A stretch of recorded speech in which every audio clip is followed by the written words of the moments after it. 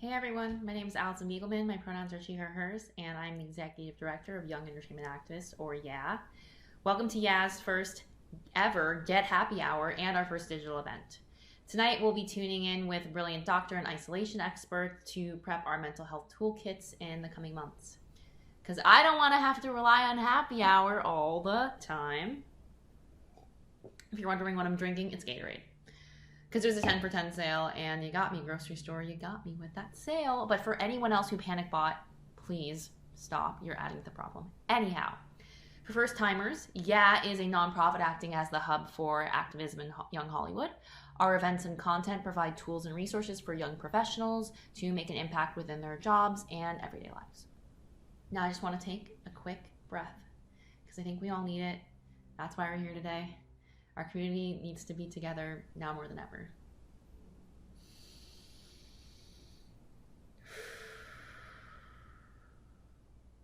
That felt really good. Considering the sad state of in-person events and gatherings and the world, YEA is moving all of our upcoming events to digital productions. And we've got a slew of interactive workshops, masterclasses, creative challenges, and discussions coming to your small screen in the coming weeks and months, so get pumped. Upcoming events include Isolation Night Live, which is us calling all artists, comedians, dancers, magicians, whatever, to apply to be featured on one of our weekly open mic performances, and this might also be multiple days a week. Email Hannah at youngentertainmentactivist.com to apply. You can also email Hannah at youngentertainmentactivist.com if you're experiencing technical difficulties or want to give us feedback on our first digital production, because your feedback is the reason that our events got to where they were, and we just always want to be in touch with our community. So please let us know if you're experiencing any weird problems. Lastly, as we've been donating to our artists and young Hollywood folks, YEA asks you to support our nonprofit organization, which is programming for you for free by making a tax-deductible donation. You can check out the link at the bottom of the screen, and it'll be up multiple times during the program. You can also go to our website at youngentertainmentactivist.com. There you can also find our Gen Z Millennial COVID-19 guide, which we'll reference more later, but it's there to help and support our community. Now, here's a video that will force us all to laugh before we dive into the tough stuff.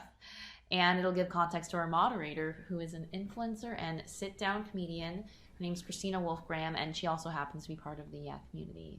So get ready. Well, I told him I can't go on a date because it's Mercury retrograde.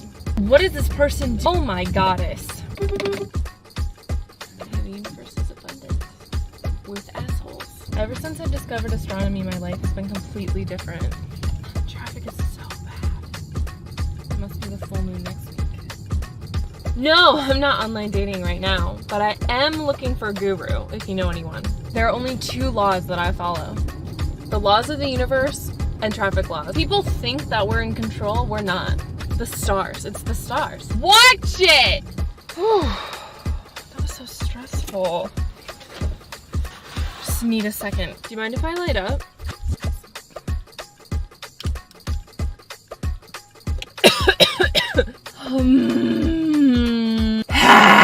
You know, my horoscope said that someone close to me would betray me today. Anything you want to tell me? Okay, great. This one promotes self-love, and this one is blue. My sun sign is Pisces, which explains my love of sushi, but my moon sign... I forgot my moon sign. It explains a lot, huh? How embarrassing. It's Mercury retrograde, so... What is Scorpitaurus? Someone who's either a Scorpio or a Taurus or a Sagittarius. All three are pretty problematic, right? It's potent. Oh, I'd love to come to your birthday party, but I'm gonna be on a retreat that weekend. It's a silent retreat.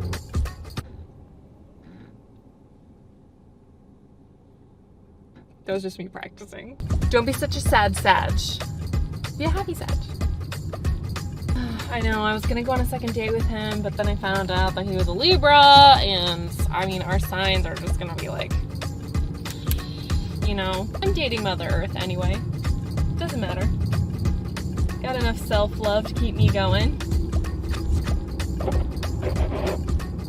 I meditated on it, and I've decided that I'm happy. The universal law of attraction. We all think that Anthony is the hottest Queer Eye guy. Oh my gosh. We're gonna have to turn around and go home. I left my pair of beads at home. Yay! Hi, Internet. I'm Christina Wolfgram. I am an internet comedian and mental health advocate.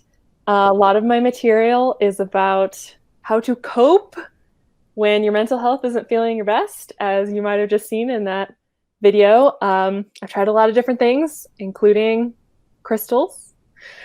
Since I am not an actual mental health expert, today, for the YEA Happy Hour COVID-19 edition, we have two amazing specialists actually joining us later on.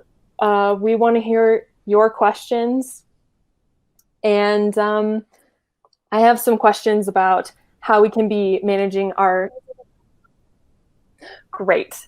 So I just heard that we have David Shu with us. David, can you introduce yourself and tell us about your background and how you can help us get through this absolutely bonkers time? Yeah, absolutely. Hi, everyone. Happy hour to everyone. David Shu reporting here from Los Angeles. I'm near the La Brea Tar Pits. I bet some of you are nearby. I am a social scientist. I know some of the blurbs said that I had a PhD in loneliness. That is not in fact true, although I probably should have a PhD in loneliness. I'm author of a little booklet called Untethered, a primer on social isolation. And I've been working at the intersection of philanthropy and entertainment for the past number of years. So really happy to join you all. Yeah, the question is, do I have any advice for folks that are feeling really isolated right now? So I would put myself in that category for sure. So I would start by thinking about just, we're like being assaulted with advice and different ideas for how to connect. And I've been thinking about it in three ways. One is rituals that involve myself, rituals that involve me plus one, and then rituals that involve me plus strangers and the crowd. And so those are all different categories. But tell me more about each of those. So a lot of the folks watching today are hustlers. They are out and about for work all day. They're on set, they're in meetings. How can they keep their good spirits up in terms of those routines that you were talking about? I think so. The first thing I operate in a similar parallel universe of kind of just the high pressure, always on. The hours are always, and I'm really thinking about starting with the ordinary things. So the whole idea behind rituals is that we all crave structure to our day and our week, and never more so than now. So I would say, really riffing off of what we do in the entertainment industry, like thinking about it in terms of Act 1, Act 2, and Act 3. For a lot of people find that kind of thinking about like the rituals that you do the moment you wake up, something that breaks apart the day, and then something to end the day is something that one of my friends, Lennon Flowers, calls it the best technologies are ancient. So thinking about the things that we would have done maybe before the internet as being inspiration for what those rituals are. Oh, I totally get that. As a writer, I actually work from home a lot, and especially this past week, because I think the energy has been so heavy, it's so tempting to stay in bed. Like my alarm goes off and I'm like, yeah, but no one's gonna know if I just stay in bed just a little longer. And then suddenly it's 3 p.m. and I haven't even eaten breakfast and I feel like crap. And so I think rituals are really important. in terms of the rituals you were talking about, that's like one person and then yourself and the crowd, what are some things that you're doing or that we could do? Yeah, I think again, starting small. I saw someone. There's actually a guy named Casper who has a new book called The Power of Rituals coming out, and he recommends little daily small hacks like, drinking from a champagne glass for your daily drinks, or something as silly as that, to one thing that my boyfriend and I do before bed. We have a nightly ritual called campfire that is literally like pulls us away from our screens. We spend time, we light a candle, we spend time in silence and read something together before we go to bed. And it sounds kind of bizarre, but it is a really nice practice before, trying to get some sleep. I don't think that sounds bizarre at all. It sounds very lovely. No matter how much I promise myself that I'm going to sign off my phone and have some silence or like light a candle, I think I like the idea of getting another person involved, because oftentimes I'll just light that candle and look at it through my phone screen as I try to take pictures of it for my Instagram story, which doesn't work very well. So I like that.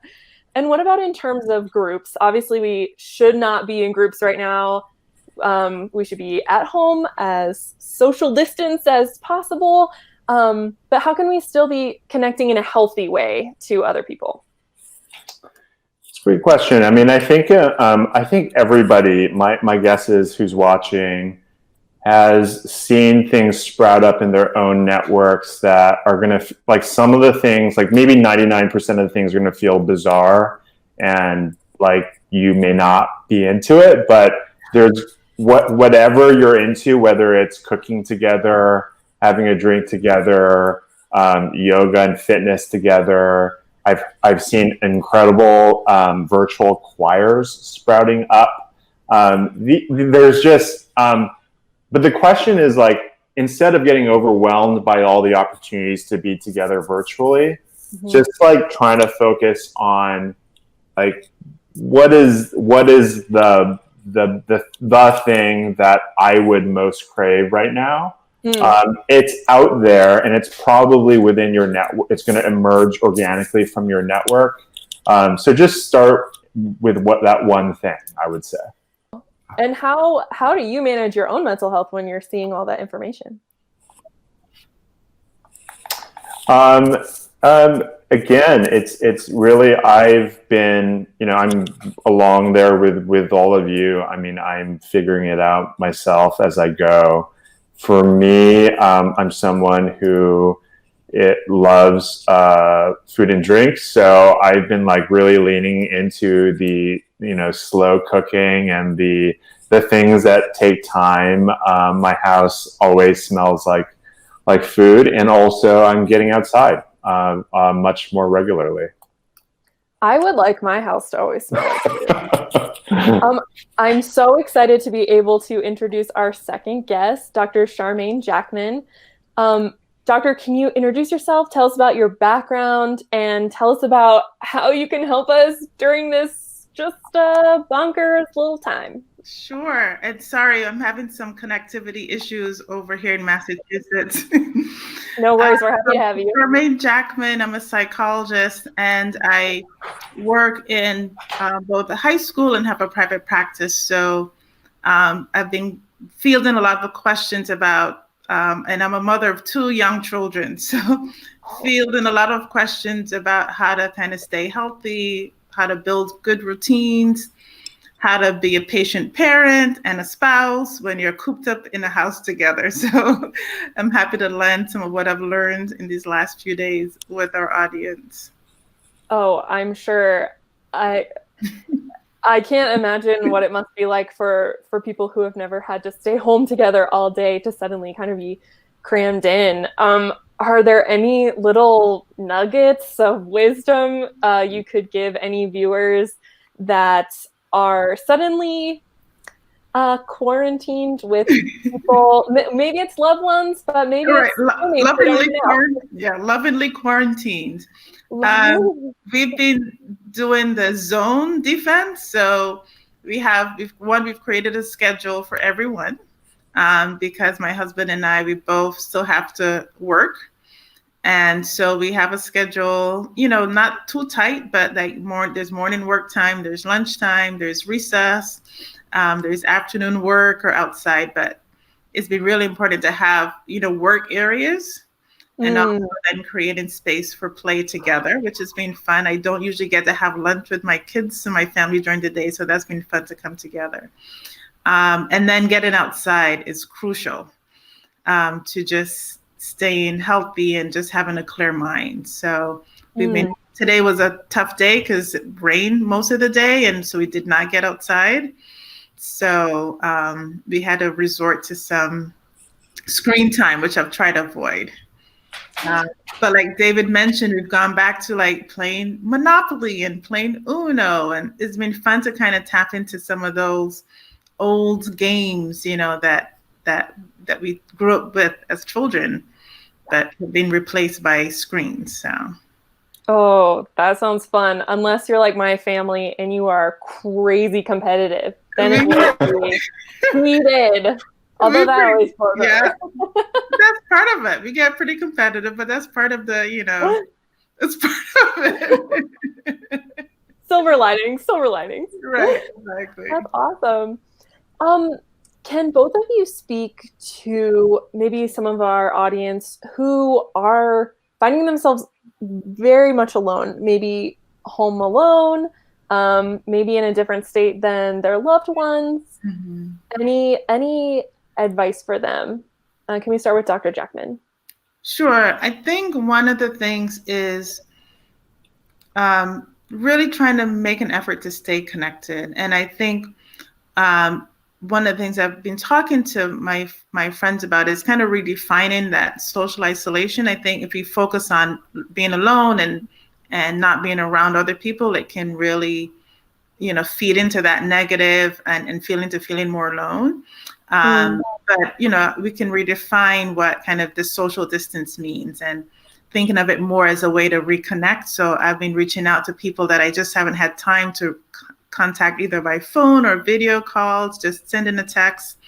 So it's been really great to think about, okay, how do I redefine this time? What are the silver linings that we can use with this downtime that's being forced upon us? That's great. Yeah. It's a good time for me to call all my ex-boyfriends, I think. That far? Just kidding. David, can you speak to that? Yeah, I think the first thing to keep in mind is that it's very easy in the age of social media to think that because you may not have 10 people that you can reach out to and confide in this time, that you're somehow abnormal. But in truth, the average American really turns to about one, maybe two other people ever to talk to. And so just know that you're not alone in feeling alone in a time like this, and that as Charmaine said, if there's any silver lining here, people are radically open right now to reconnecting. Hopefully not with all of your exes, but or maybe, but I think so. Just knowing that all you need is a sort of +1. Right. Yeah. And how special would it be if you call someone up and say, "Hey, you're the only person that I trust right now." Like that's a gift. So I would maybe say it's okay to share those feelings. Totally. I do want to talk more about technology because, it's kind of a double-edged sword.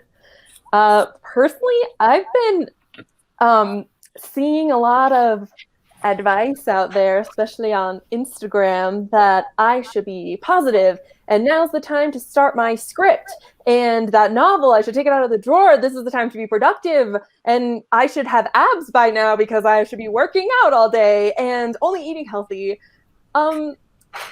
help.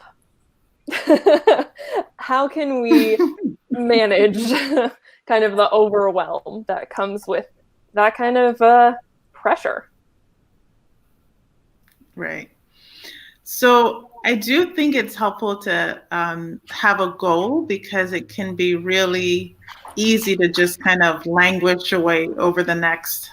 I mean, the time is also unknown, right? So I think it's good to have a goal, but I always say set realistic goals and start small.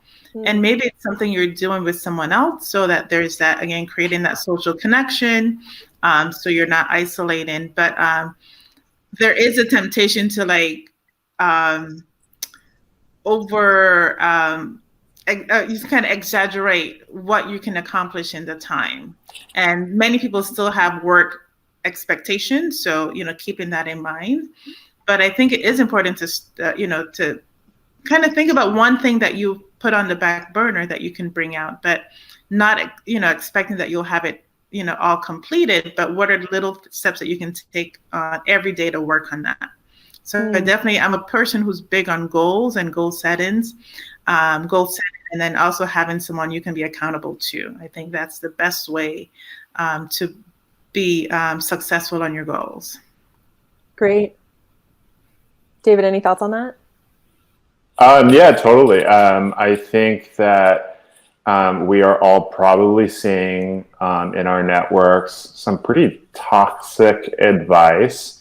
I think, like before, sometimes you need to put people on mute. And I think that's totally okay. I suspect for this audience, y'all are probably overachievers, and working all the time. So for some of you, adding goals may be great, and for others, subtracting goals. So I think it's a time to just be attuned to sort of turning off some of the pressure. I like that. I like the idea of subtracting, because I think in our world we're always trying to add. Yeah. So I really like that conscious. In case you're just joining us, we are speaking to two mental health experts, Charmaine Jackman and David Shu. I'm Christina. Hi. And next, I want to talk about some of the things that we're missing in our life right now because we're staying inside, because we should all be staying inside. Do you have any advice for people who might feel like they don't have access to their usual coping mechanisms? I know a lot of people who struggle with mental illness might go to the gym or hang out with a big group of friends or just have their routine. And all of that is kind of just not available right now. How can they cope with that? Sure, I can take that. I think one of the things is to just locate it in, like, we're all experiencing it. So we're all trying to figure it out together. There are a number of businesses that are offering online exercise and yoga. I just got someone shared that list with me. I'm happy to share that with you, although this is a local list. But look for resources and organizations that are offering some of those exercise or fitness opportunities online, if you have access to internet, which I'm guessing you do if you're on this call.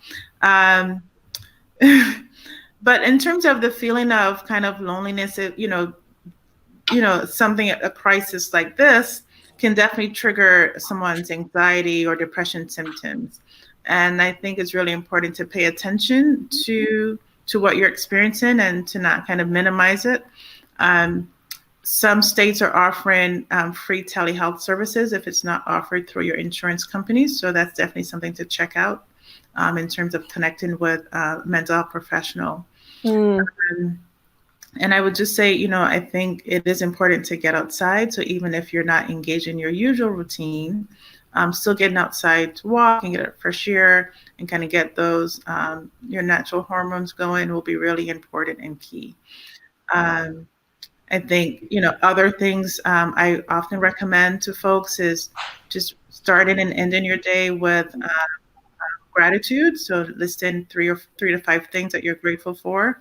So I think starting and ending your day with that could be really helpful, because it just is a good reminder of the things that are there and that are working. I definitely also say pull away from the media and social media. So limiting your, that news cycle, like not getting pulled into that every minute of it can be very easy. Oh yeah. So not waking up to it, maybe the mid morning and, late afternoon, definitely not before you go to bed, because you can end up just, spiraling from that news feed. I think journaling, can also be great things to just keep the mind going in positive ways. So there are things that you already do, just keep doing those and trying to be a little bit more flexible and have some self-compassion. So if it's not the amount of time or the exact way that you used to doing it, just being kind to yourself and just, doing something that helps.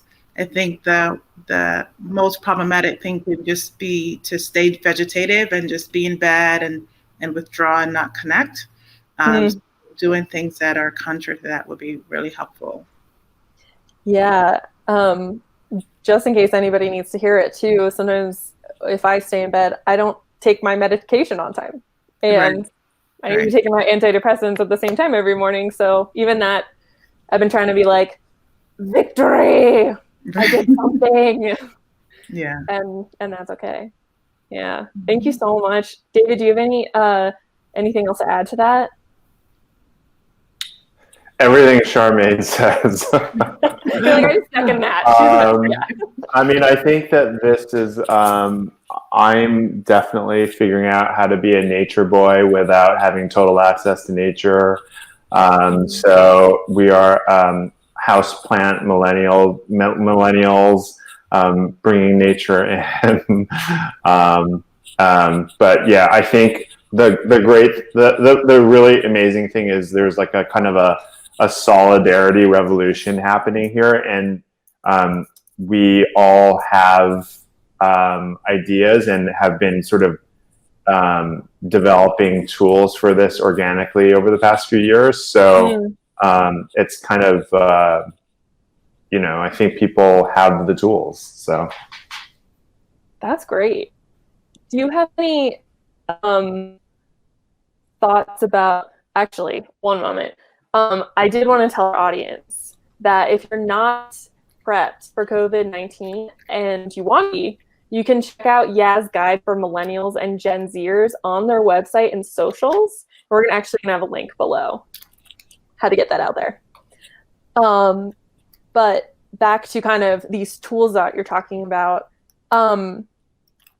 There might be worries out there that people who have been going to therapy regularly might kind of lose their progress. Can you speak to that at all? Yeah, it's a concern that I've had even for myself. I see a therapist, and we have been trying to move to tele appointments, virtual appointments. I think a lot of people are doing that. I think if that's not a possibility or you're not seeing a therapist, one of the things that I've seen that's really useful are a variety of peer support and peer listening apps that I think in a time like this can be really useful. So happy to share those resources. Yeah, I tried several of those apps, and sometimes you just get matched with the right person, and it's really moving. It seems like we lost Dr. Jackman because of technical difficulties, but she'll be back soon. In the meantime, I also want to discuss helping others. We need to reach out to other people, but we might have a lot of people reaching out to us. And what are some ways that we can be comforting without, breaking some boundaries with our own mental health? Yeah, that's very real. I mean, I think we are probably all being inundated with opportunities to be of service and to support one another. The little thing that I've seen cross my desk, my radar, is just trying to focus on the one resource that you can bring to the table. I guess for some people that's going to be money. For many of us, it's going to be time or a listening ear, and I just think that it's like, none of us are going to be the heroes here, but if we can again choose that +1 mentality and focus on the resource that you can actually use to help one other person. I like that. That's kind of in line with the small goals. You don't have to help everybody. You can focus on one person. Yeah. We have Dr. Charmaine Jackman is back. We are talking about ways to help others when they reach out to us, and how can we be at least a rock or someone to lean on, maybe some kind of positive influence, without, crossing some boundaries that we've made for our mental health. Yeah, I think that's a really important point. And I've even had to make that kind of boundary with some friends in a chat group. Or other things, right? This is not central to our experience. So what else can we add in? And I think being there for other people is just saying, we don't have to talk about COVID-19. Let's talk about other things that are happening for you, right? So, what are some things that, is going on in your community, or what's something you're proud about, or what's something you're working on. I think encouraging people to sharing art is really important and I think helpful. And we have started, my kids are playing piano, so I've shared that with my friends. So just kind of bringing lightness to everyone. But I think it's very easy for this to become our central focus of conversation. And I really think we need to just remember that there are other pieces that we can add in, so it does not take up every minute of our conversations. And I think that's a great way to kind of set limits, and for yourself and for other people too. And I think people want a distraction from it. It's, if you're thinking about it all the time, it can be very distressing. So absolutely. Yeah, so having natural distractions is really helpful. I love that. One of my friends, just with no explanation, sent me a video of a dog jumping into a pile of leaves. Made my day. Amazing. Yeah. It's that very special time during happy hour where we get to start answering some of the questions from our viewers. Are you ready? Yes. Woo! So our first question comes from Alexa Wagand. How can we address the overwhelming negativity of others who are close to us in healthy and constructive ways? So I guess just not saying like, you're being negative, block. Right. I think just reflecting, like, you can say, I understand that this is hard for you and maybe it's a focus, but I'm really trying to not let it take over all my conversations and trying to add some lightness or other positive messages. So, I'm happy to talk about this with you for 5 minutes, but then we need to change the subject into something else. So it's setting time, because I think we naturally go there anyway, but just reminders that it does not have to take over our conversations in our lives. I love that. It sounds like that can be a pretty powerful tool, this putting a timer on the media, on, for me, staying in bed, for our screen time, and for maybe people who are in total panic mode. Maybe they do need to get that out. It could be important to them. David, do you have any thoughts on that? I find that sharing any content related with Italians singing at their balconies. I mean, seriously though, like, just there's a lot of content out there that will make us laugh and feel feelings that are different than overwhelming negativity. And I think it's important to just hold that up. Right. Yeah. Yeah, I love that. Now's the time to be sharing your favorite dog and cat videos. Totally. Your favorite baby videos. I love any Yeah. video of a baby trying a food for the first time and making a face. Send me that. Oh my gosh. Yeah. We have another question. This one is from Akeem Biggs. What is your favorite mindfulness exercise to deal with loneliness during these times? David, can we start with you? Yeah. My favorite mindfulness exercise.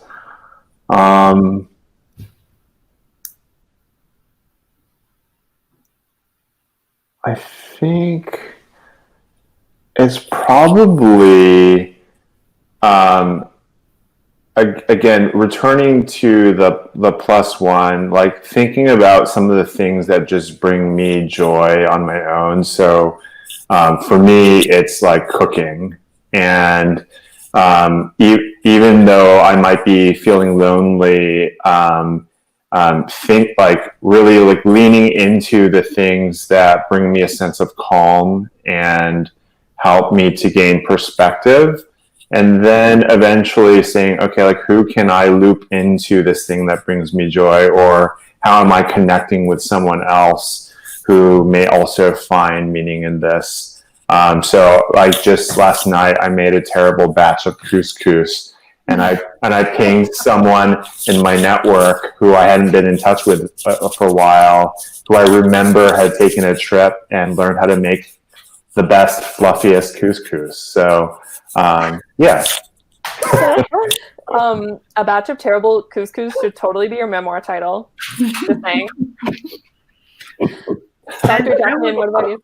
Yeah, I would add, I just enjoy just getting outside and like rediscovering my neighborhood through nature. So just, again, just walking, riding, just, being present in the moment and noticing the trees and noticing the houses and maybe some neighbors who are out that I've never known before. But I think just being outdoors for me has been really helpful, and just kind of looking at my neighborhood with new eyes. I think that's the essence of mindfulness, is just being fully dropped into a location. And so that's what I've been getting to do. That's really great. Yeah. Yeah, I love the idea of this being a time maybe you notice things that you've been too busy to see. That can be really beautiful. Yeah. Is this a good time? This is a question from me. Is this a good time, like if you're not someone who meditates often, like to just start meditating right now? Or should that be under different circumstances? Well, I think if it's something you wanted to try, I think people can feel a lot of pressure about meditation and quiet.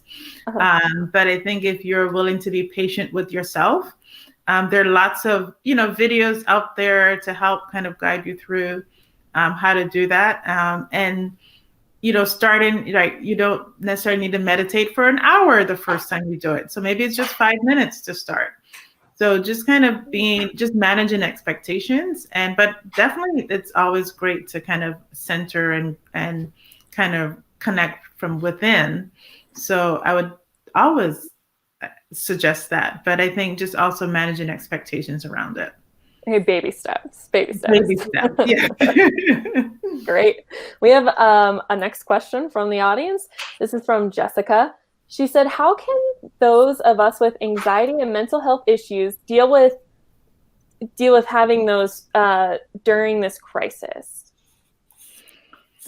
That's an awesome question. And I just encourage people again to, I think it's really important to kind of take steps to not get pulled into the anxiety provoking parts of this crisis that we're in. I think, tuning into the news all the time, just having your TV on in the background can make it really hard. Or, if you're in group chats where that's the focus of the conversation, and knowing that this at some point it will end. I think the uncertainty about when it will end can also create anxiety. And I think connecting back to that mindfulness is really about being present, connecting to what are things that bring us joy, what are things that can be grateful for. I think highlighting those positive things and kind of limiting, the news and the chatter that is increasing your anxiety. Kind of limit those aspects of it. If you are connected with a therapist, connect with that person. There are a lot of therapists who offer telehealth. So even if it's not something you've done, it might be worth taking the time to look for a therapist right now. Great. David, do you have any advice for Jessica? Just to add to that, Jessica, I mean, I think that,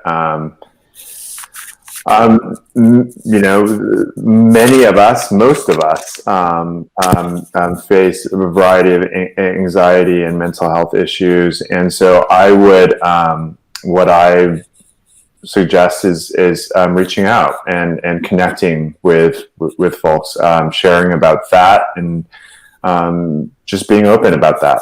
There's nothing to hide in this moment. There's an incredible openness to being there for one another. And so that's probably the first thing. Wow. Yeah, I think all of these are really great suggestions. Jessica, if it helps at all, you're not alone. I feel you. I have depression and anxiety, and I almost have anxiety about having anxiety right now. Mm-hmm. And some of the things that have helped me are taking my medicine and making sure I eat my 3 meals a day at the same time that I've always eaten my 3 meals a day. Weirdly, those physical things, sometimes I take them for granted, but it helps my brain. So yes, thank you so much for your question. If you're just joining us, we are talking to Dr. Charmaine Jackman and David Hsu about how to cope during this time. I don't even want to say that name anymore. Name, no. Mm-hmm. We have another person asking about mindfulness exercises, specifically when you're feeling isolated.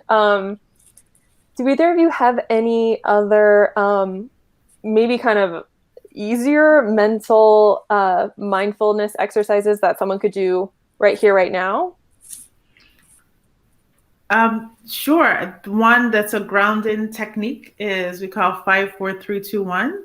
So definitely, I always want to engage breathing with this, but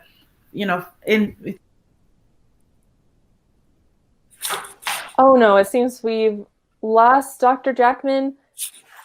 David, you want to chime in? I cannot. I was really looking forward to the 5, 4, 3, 2, 1. So should we just count down? I feel a little bit like I will not be able to fill those shoes. Look, I'm someone who finds it hard to meditate and to quote unquote be mindful. I think that creativity and for me it is leaning into music. It is what you were talking about earlier, Christina, like lighting the candle and looking into it. Like just these simple things, like whatever comes easy to you and calms your mind. Those are the things that I try to focus on. Totally. I just remembered something that I recently started doing again. Sometimes I like to put music on that I know every word to. And it's something really soothing about knowing every word. I'm like, yes, brain, focus on that. Thank you. Nice. Oh, we have another question. Okay. Allah asked, hi there. Thank you all so much for doing this live stream. Oh, you're so welcome. Thank you for being here. We really appreciate you, and we are sending you good vibes. Can I hang out with my friend in 2 weeks if they've also been diligent about quarantining? That's a very interesting question. Oh, Dr. Jackman is back. Yay, we missed you. Actually, maybe let's hold on that question and let Dr. Jackman finish telling us about the 5, 4, 3, 2, 1, because that was a cliffhanger. Okay. So 5, 4, 3, 2, 1. So you're in your environment. So you look at 5 things you can see. Okay. 4 things you can hear. Okay.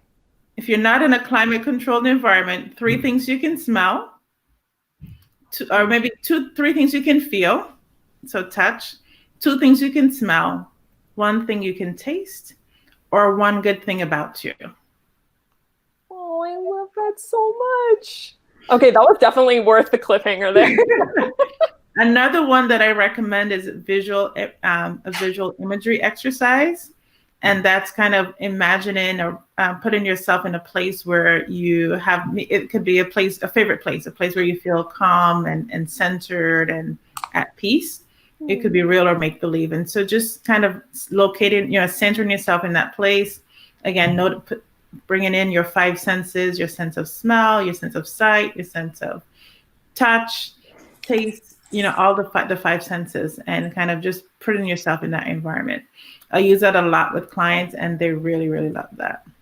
I actually used to do that with my therapist, and my happy place I weirdly discovered was in the kitchen of a house that I had house sat years ago because they had an espresso machine. Nice. So I would imagine that smell and the sound of the espresso. And there are a lot of apps. That's awesome. I love that. There are also a lot of apps like Stop, Think, Breathe, Calm, Headspace that has people who can narrate those. So guided meditation. So connecting to some of those things could be helpful too. That's amazing. Yeah, there are some of those on YouTube that are just, it's amazing, the resources. That's really great. I'd like to go back to our most recent question from Ala, who said, can I hang out with my friends in 2 weeks if they've also been diligent about quarantining? Who's going to take that? So I am not a medical doctor, so I will not touch that. I would say continue with the social distancing and think about if you were going to hang out with them, where that might be. So you may not want to be in a small confined space, but maybe you gather in outdoors and at a park and go for a walk together or something like that. But it's on opposite sides of the park. Yeah. 6 feet. Have you all seen Love is Blind? I haven't. All of it. On my to-do list while I have some downtime. I mean this in the most respectful, most wonderful way. It's like the best like trash in the whole world. And they have couples meeting on either side of a wall. So at the very least, maybe you can create your own Love is Blind situation. Just stay with a wall. Right. Okay. So we have another question from Samuel. How can I socially distance myself from people I love without hurting their feelings? Ooh, that's a good one. Well, I hope they've been watching the news. So they wouldn't take it personally. I think it's okay to say like, it's not, again, the other ways we might take precautions to protect ourselves, in sexual relationships or whatever, that we just say this is not, it's not to distance, but it's really about keeping healthy. And we don't know. We don't know, what is going on. So we're following the advice and information we have at this time. But we can connect through these ways. So, what are the ways that you might suggest we can connect? So let's talk. And again, going back to those old time things where you would just actually talk on the phone, not through text. Or, FaceTime or video chats or, there are lots of ways for people to stay connected. I was going to say write a letter, but that's probably not good because that involves touching paper. Write a letter and then just hold it up to them in FaceTime so they can read it. Right, there you go. But I think it's an opportunity to become creative. Like, how can we be creative in this time? Yeah. Cool. David, do you have any thoughts? I think it's really shifting the useful thing that I've been trying to remember in social distancing within my own family is this is not me thinking that you're sick and I'm keeping distance. It's about I love you so much and care about you so much that I'm behaving as if I was sick and needed to create distance, and this is just a thing that everyone's going through right now. So I would, to the questions about can I hang out with my friends in 2 weeks if they've been diligent about quarantining? I mean, I think we're all asking that same question. I don't know that each of us individually has an answer right now. I personally am looking to the CDC and health authorities for guidance on what to do there. So it's still a question, I think. That's really great. And just a reminder to our audience that YEA also has a guide for millennials and Gen Zers that you can find on their website, and I believe in a link below. Thank you so much for spending all this time with us. We have one final question. You ready? This is from Kahia. Hope I'm saying that correctly. What do you hope we can take away from this experience as we rebuild and recover from this? Whatever that is. You know, it's funny. I feel like I'm in day 2 or 3 of my, quarantine or social distance. And I've already started to think about what does my life look when this quarantine or lockdown is lifted.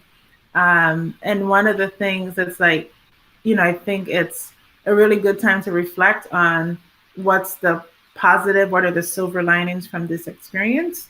What are you able to kind of recalibrate or bring back into balance? And maybe what is 1 or 2 things then that you can carry forward, that I can carry forward with this. So thinking about, how do I create a little bit more balance or family time? How can I build in more family time? Like I'm really enjoying, playing Uno and Monopoly with my family. How can I kind of continue to figure out ways to do that when this goes away? So there's lessons in this experience. It's not all kind of like gloom and doom. There's also positives. And so how do we kind of take some of those things and carry it forward? It's very easy to kind of go back to the way things used to be. But maybe what is one thing that's been really fulfilling or affirming that we want to carry forward and build on? That's really lovely. And I think could be a real buoy of hope. Even now, thinking about the future and how this could be a positive influence in very surprising ways. Right. David, what would you do to that? I'm still thinking about what my friend Lennon Flower says, which is that the best technologies are ancient. We are making the best and most noble uses of technologies now to be there for one another and to reach out in new ways and to be honest about what's difficult in this moment. There are a lot of things that are deeply, deeply difficult and are not going to have silver linings. And so I think that but the one thing that we're learning is how to be there for one another. So that's a beautiful thing. I agree. Being there for one another and also maybe learning when to ask for help from other people. Yeah, absolutely. Right. Well, this is all the time that we have. I'd love to ask each of you for just one last remark just to our audience. Any advice or any good vibes you want to send them?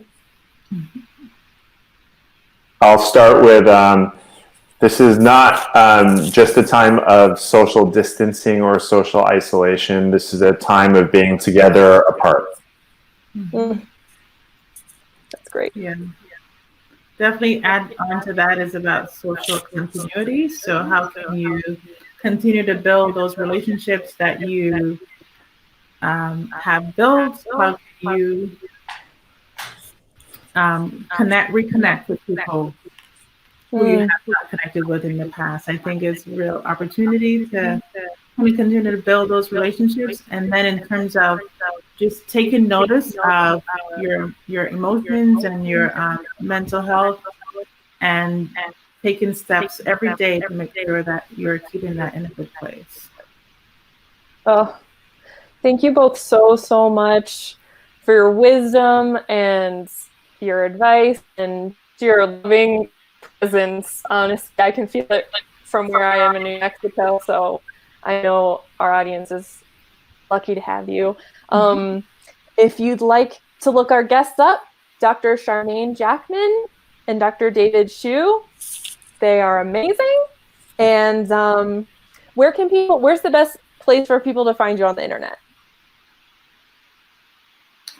I have two handles, Twitter and Instagram. Actually, I should have mentioned this. I have a website that's dedicated to helping people find therapists of color.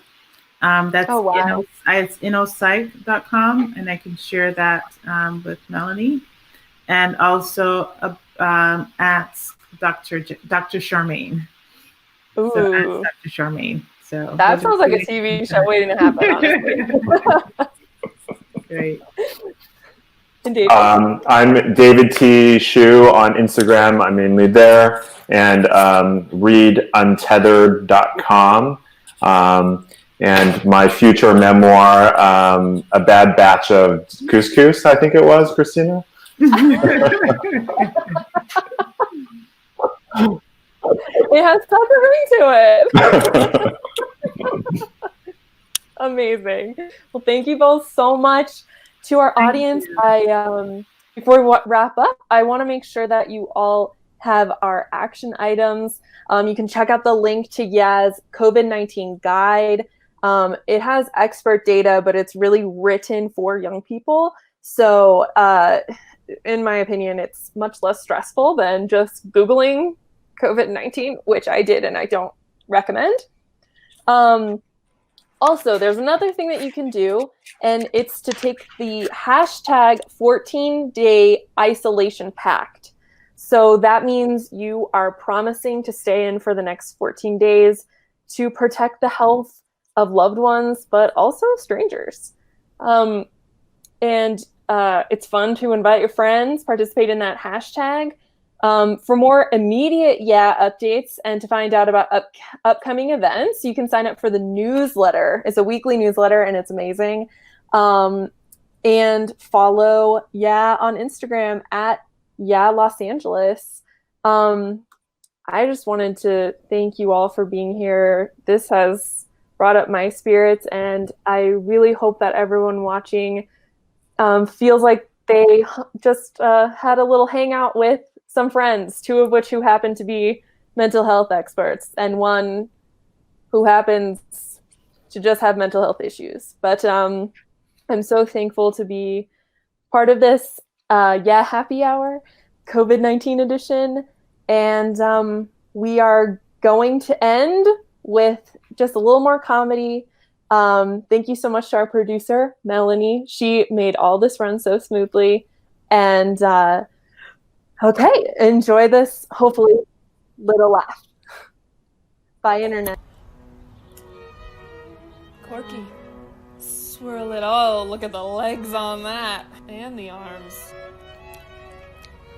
Reminds me of my first communion. I'm getting a hint of raspberry lip smackers. Is that a 2016 Franzia? So aromatic. Smells like alcohol. Thank you.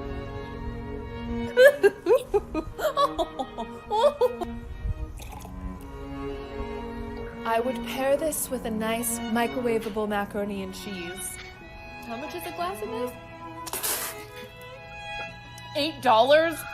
Just a little splash. I'm a connoisseur.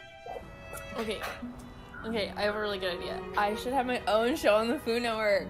And I should try wine because I'm such a good wine taster.